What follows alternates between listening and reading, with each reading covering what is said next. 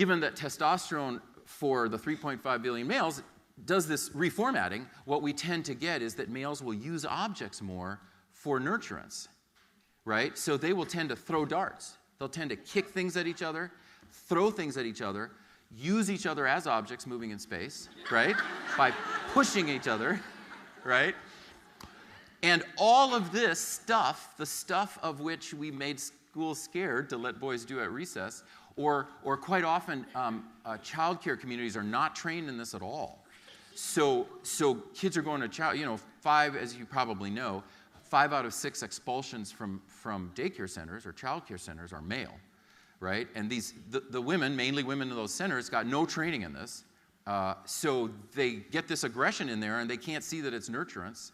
And it drives them nuts, right? And we got to get rid of it. He can't be kicking his friend. Why should he bop his head into his friend? We can't have that. That's violence. See what I'm saying? Right? That's violence. But in fact, it's not. It's aggression. It's aggression nurturance. There's nothing violent about the boy taking the head off the doll. But we will consider it violent because we'll compare it to the girl who does direct empathy and who looks at this doll and says, this is a human being.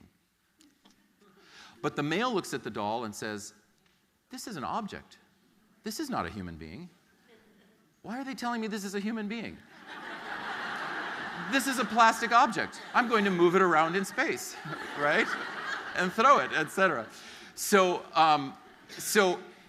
this is really big because it explains the darts, why that's so nurturing for those guys.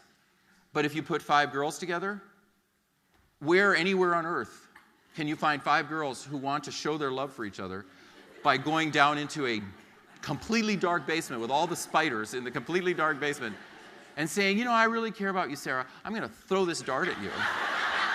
Right? So it's probably not going to happen.